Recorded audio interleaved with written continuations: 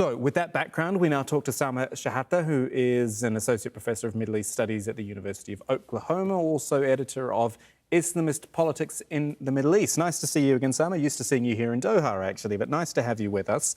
Is this the real deal, Mr. Ali? Nice speaking with you. Is he the real deal, or is this what some people might look at as sort of democratic window dressing in Egypt, where, as we said, President Sisi got 97% of the vote last time anyway?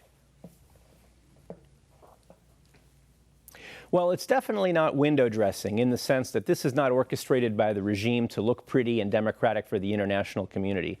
Khaled Ali is the real deal in the sense that he is a genuinely popular, to some extent, left-of-center labor and human rights lawyer who's been active in Egyptian politics for over a decade, as you mentioned, against the Mubarak regime, critical of the Supreme Council of the Armed Forces when they came to power, critical of Mr. Morsi when he was elected, and as you mentioned, he ran in that election in 2012, Egypt's only democratic presidential election, didn't do very well, not getting enough votes to be even in the top 5 or 6.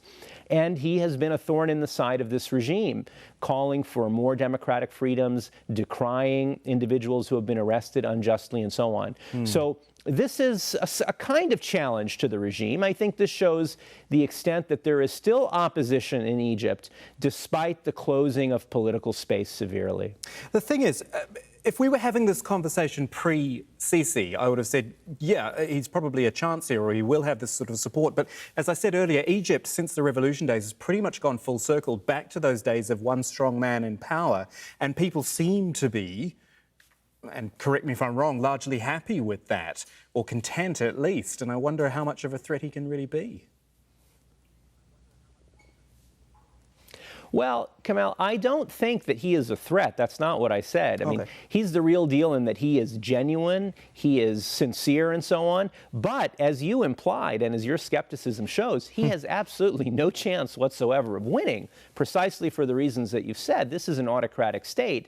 And in fact, he is likely to be disqualified on a legal basis precisely because of that charge that is being investigated now and is in the courts about disrespecting the judiciary and President Sisi. So there is absolutely zero chance of Khaled Ali becoming president for that reason and for other kinds of reasons. With regard to Mr. Sisi's popularity, you're right, there's still a segment of the society that thinks he's very popular and so on, but as many know, he's also taken incredibly painful economic measures having to do with floating the Egyptian pound, tightening or reducing subsidies.